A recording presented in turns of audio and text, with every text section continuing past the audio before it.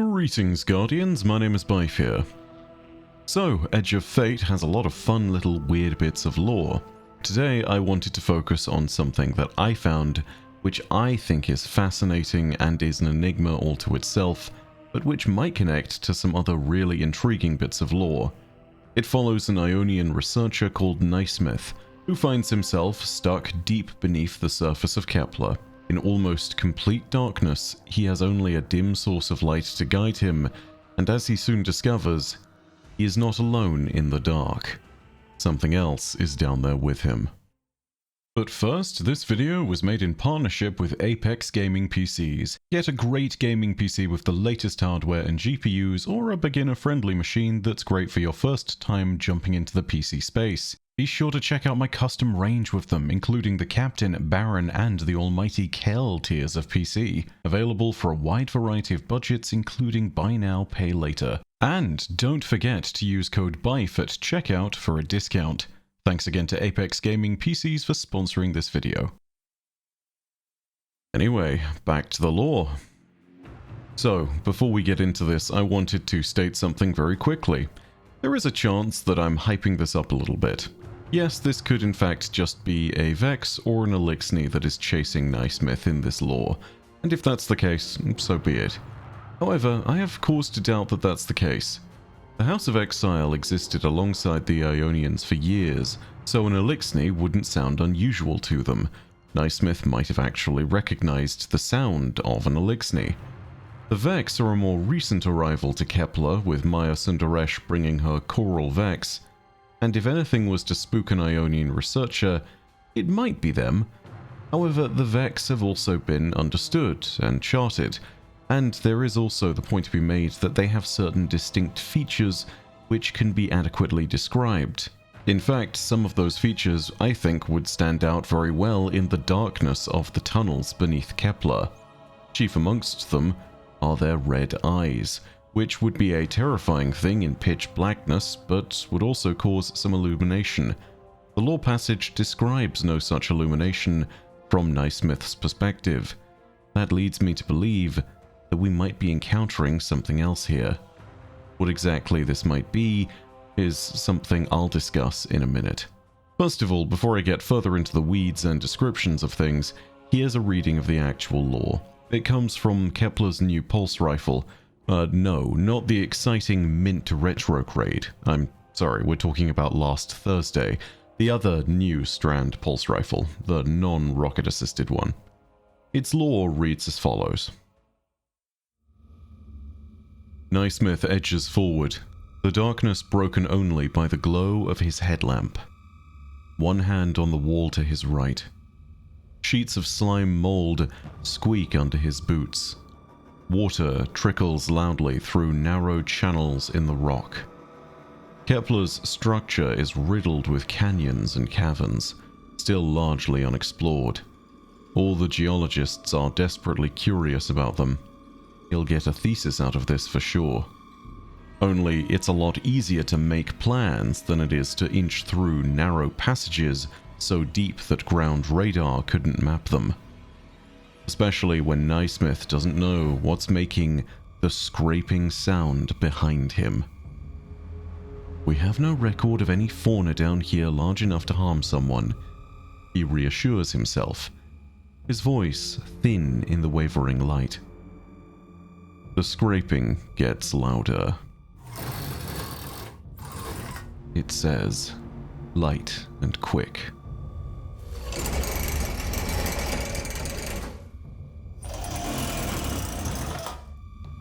Naismith pushes forward, but it's slower than he wants to, as though he's slogging through water, as though time is reluctant to pass.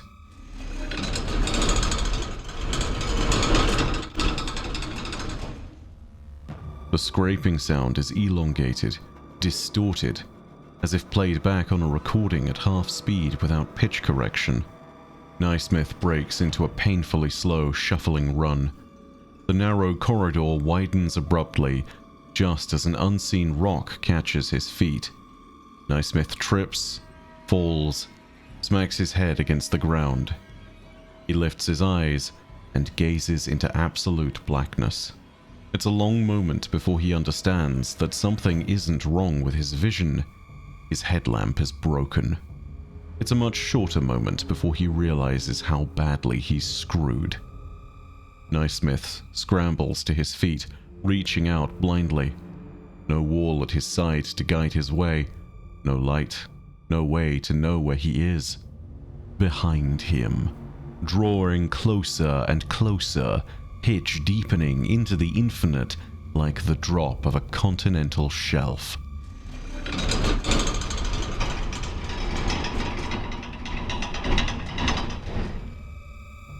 In the dark, Naismith screams.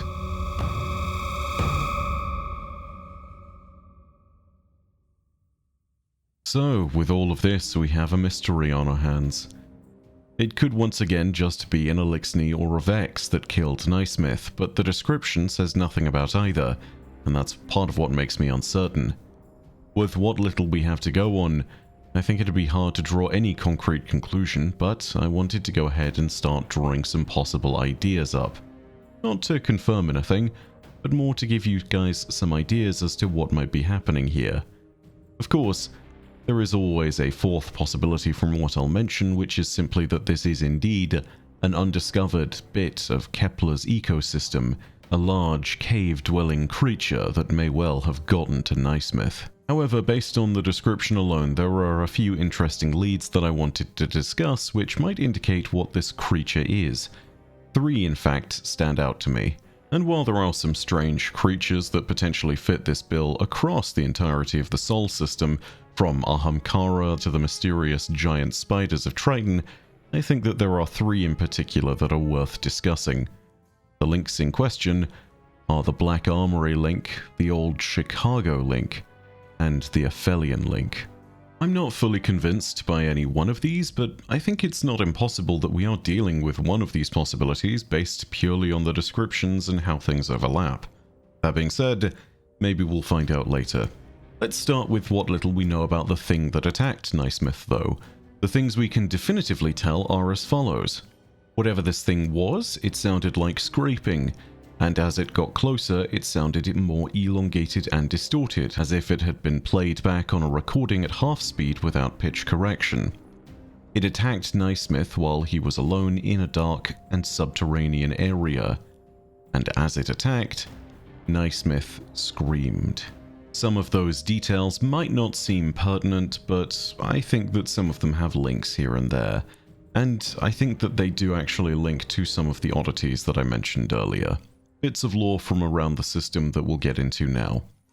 So, starting off with, let's investigate the first of our links, the Black Armory, and in particular, the Black Armory Papers. Some of you will well know what I'm going to talk about, but it's worth explaining what's going on here. The Black Armory Papers were records kept by one Henrietta Mehran, one of the 3 founding matriarchs of the Black Armory. The Mehran family crest is what you can see on Le Monarque, by the way. This certainly isn't the first time I've mentioned her entries over the years, and it certainly won't be the last. Henrietta Mehran's records note a great deal of the story of Ada 1, aka Project Niobe, but they are also spectacularly important because they represent some of the few surviving records of the collapse.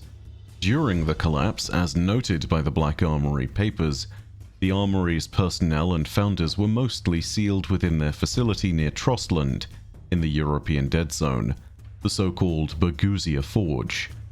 These records also show a moment where the Black Armory suffered an attack from a creature whose description has never truly been verified by sight, only by sound and smell. Take a listen to these entries. Entry 70. The howling is loudest at night. By dawn, the quiet returns, and with it, the horrid smell that brings the dogs. I long for the moment I can pry those doors open and leave this place. As I tried to sleep, I realized I couldn't recall the last time I heard a songbird. Do any yet live? I haven't noticed. Entry 71. Last night, we awoke in the middle of the night to the sound of something pounding on the walls. It roared and stomped and howled in frustration until it found the doors. They didn't hold. I never saw it. We were too occupied blindly firing around a corner. I just remember the smell of wet earth and a sound I've never heard before, like a machine being stretched and then compressed. When it was over, we'd lost members of our Black Armory family, and the thing, whatever it was, got away. I lost one of my sisters, Helga. We had our problems, but she was right about so many things. I know that now. I wish I could have told her. The key notes here that draw any worthy comparison to the Beast of Kepler are the sounds. The sounds are first described as howling at the door, a threat that then breached the main Bergusia Forge facility. However, Henrietta didn't get a decent look at the creature. All she got was the chance to hear it and smell it, and in that moment she describes the sound like something she'd never heard before, which was similar to a machine being stretched and then compressed. Now, sound cues alone are not necessarily a lot to go off, but it does seem weird that the sounds are the emphasis here. I think I leave it up to your judgment whether these are different or similar creatures, but in one instance we heard scraping, then an elongated and deeper sound as the thing approached, and on the other hand with the Black Armory, it was metallic, like metal being stretched and then compressed. It isn't clear whether these are the same predators, or if they are, why one would have appeared on Earth in the collapse and why another appears on Kepler in our current time, but the mystery of what attacked the Black Armory feels oddly mirrored here. The lack of visual confirmation, an attack on a vulnerable group or individual, and the distinctive factors being noises, both of which are described in some kind of way that makes them sound synthetic or metallic somehow. It's not a concrete link at all, but I can't shake the feeling that it feels eerily similar. There is, of course, the further question. If this was a thing that attacked people during the collapse, was it a part of the contingent forces of Nezarec and the Witness? And if so, what the hell is something like that doing on Kepler? Would it even necessarily be the same? It's another question that doesn't necessarily make sense. It could be an opportunist that merely attacked during the collapse, but we have no way of confirming.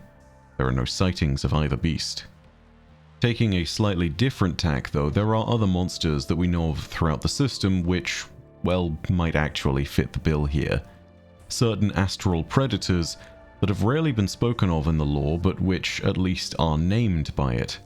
I'm talking, of course, about the Aphelion, or Aphelion. I recently looked back into the game's pronunciation of it, and it is Aphelion or Aphelion. However, the way the game pronounces this is different from the actual scientific name, which is Aphelion. So yeah, dealer's choice on that one, I suppose.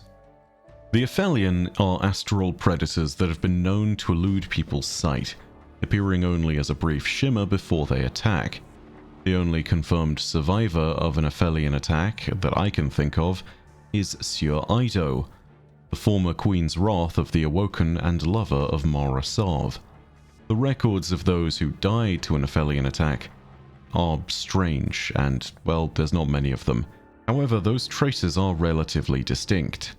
First of all, there are spikes in radiation in the areas where they attack, meaning that retrieving bodies or data for study is exceedingly difficult when it comes to the Aphelion, as the radiation will make attempting to enter the area hazardous, and will likely shred any data stored on a hard drive at the atomic level, such as the effect of radiation on anything to do with a computer. Perhaps in Destiny there are hardened data storage methods that can survive such forces, but that's beside the point right now.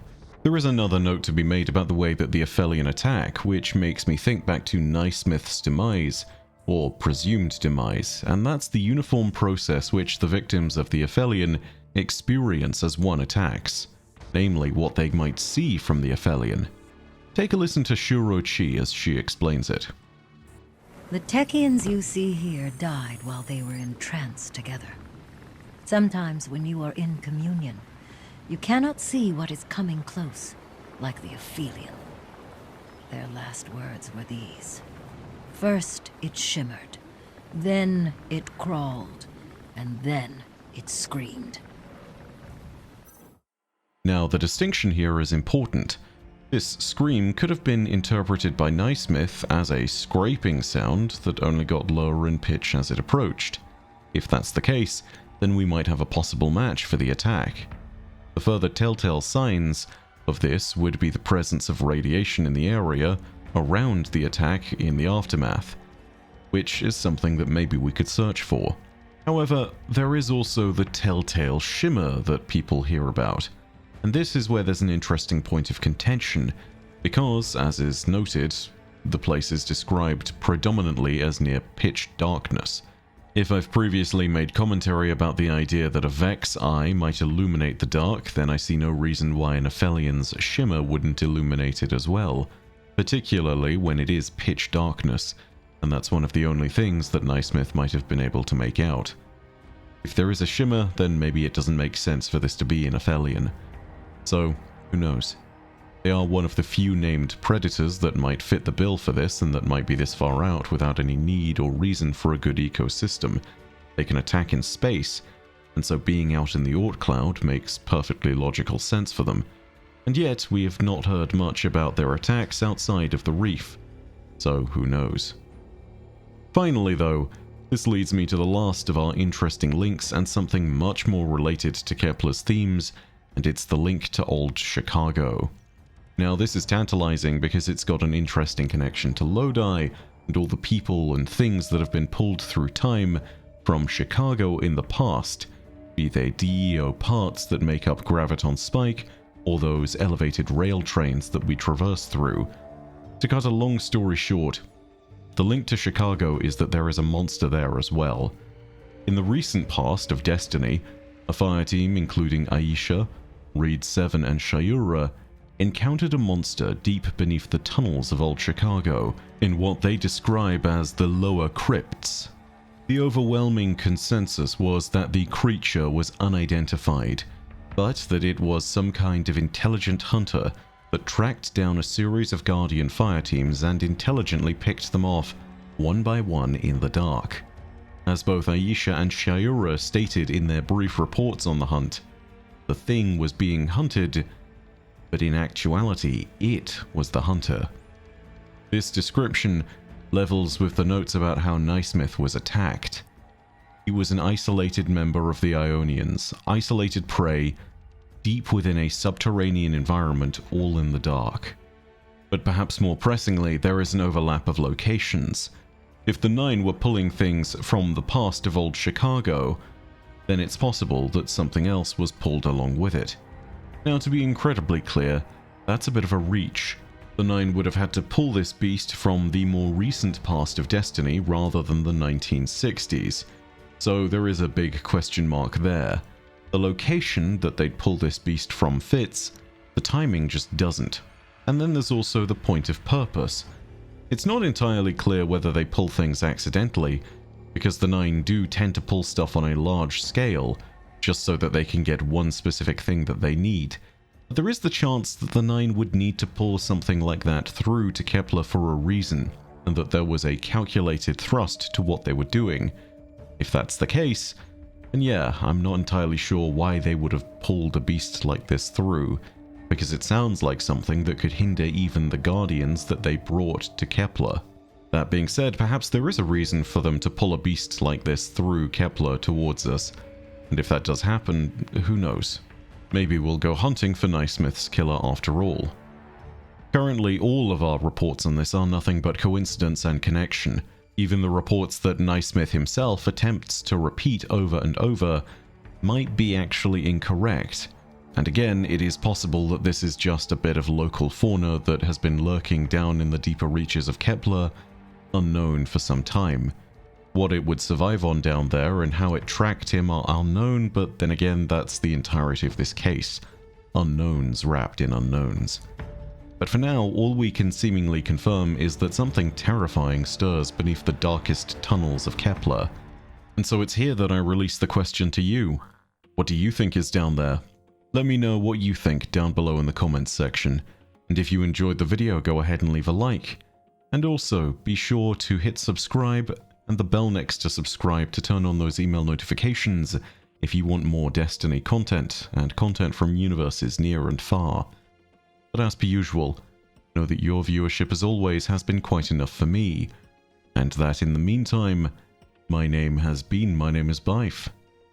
Rhodacia ad Astra. I'll see you, Starside.